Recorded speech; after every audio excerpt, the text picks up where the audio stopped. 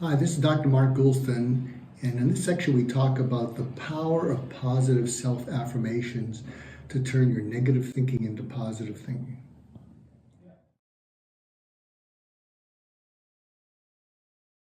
Do you have a lot of inner critical thoughts? Like things like, do you ever look at yourself in the mirror and say negative things about yourself? Oh yeah, all the time. Okay, so one of the things I learned in the hospitals I've been in, the psych wards I've been in, through clinicians and doctors, is that the inner critical voice comes from every negative, hurtful, spiteful thing that's ever been said or done to us. So every time we've been abused, neglected, or verbally, emotionally abused with words or hurt with words, it backbrains. It stays in like a pocket memory, if you imagine, in the brain, and it stays there for the rest of your life unless you retrain the brain. So what I do is every time I say a negative thought to myself, every time I say, "Oh, Kevin, you're such an idiot," I immediately reverse it with, "Kevin, no, you're a genius." When I say, "Kevin, you're useless," I say, "No, Kevin, you're very worthwhile." And when I say, "Kevin, you're ugly," "No, Kevin, you're beautiful." And I always end it, and this is by looking in the mirror and actually saying these things to yourself. When I really feel like a total, when I feel a burden and I feel like a piece of dirt on the ground, I say, "Kevin, you're a walking phenom." Because it retrains that inner critical voice with an inner positive voice and a positive affirmation. And over time, like a 21-day period, 21 days makes a habit. Over time, immediately upon hearing that inner critical voice, you retrain your brain to believe what you recite. Recite, repeat, believe. Think of it like this. Think of it like, the monks who do chants, right? In Buddhism, or Catholics who recite prayers, or spelling bee champions who learn words and memorize them. When you recite and you repeat, you then believe. You're retraining your brain to believe that you are worthwhile, valued, useful, important, that you matter, that you are crucial to the people around you, that you are beautiful, and that you find a way through the pain to have hope. And when you can find hope in the darkest of your hours, you can find purpose. And if you can find purpose, you can stay here. So I think, Rayko, every time you have a negative inner critical thought, every time you crush yourself with words, you need to reverse it immediately. Every time, no matter how you feel, literally. So that over time you go, "I got this, I believe in me, and I am who I'm supposed to be, and I'm perfect just as I am." I will do that. All right, deal. I promise. Done. I will do that. Good. And when you feel gratitude towards your mom who saved you, or the people that believe in you when you don't believe in yourself, leaning into that gratitude, what I've discovered for me is I don't even remember what I was beating myself up about. So I love what you said, but as I said, for some people, there are some people where saying just the affirmation, to me, I think because at my core, I'm a we, I'm not an I, and imagining someone who loved me saying those things to me, I can accept it from them, I can't accept it from myself, and it works, to work, I think you got a really great point there. Gratitude and resilience are two of the greatest leading factors in preventing suicide. So if you're grateful, I know, Mark, you are, but I have a saying that I'm grateful for every millisecond I get to walk and breathe on this planet, because it was almost gone.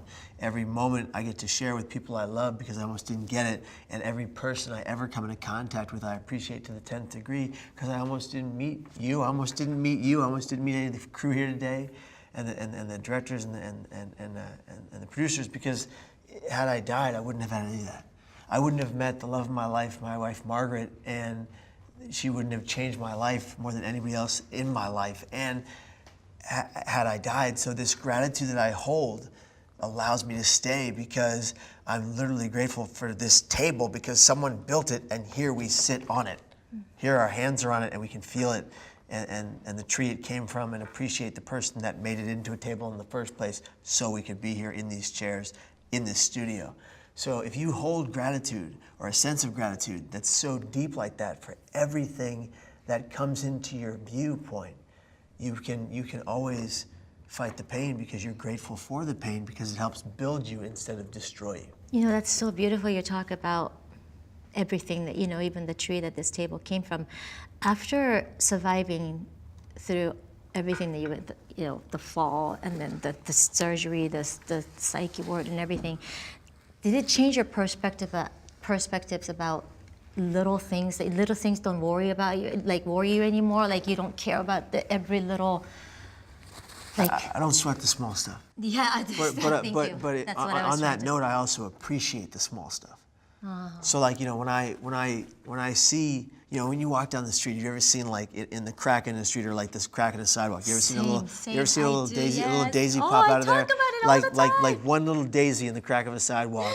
And daisies, you know, a lot of people look at daisies, they think they're a useless flower, but like, Weed or something. like that flower just brightened my whole day. You know, like that Oh, I'm tiny with you. little guy sticking out of the street. You're just like, I appreciate that. Or you ever been in a situation where you're sitting down with friends and a butterfly literally lands on your arm? You know, it's those rare and specific moments that make me go, I love being here, and I appreciate every second. I am so with you.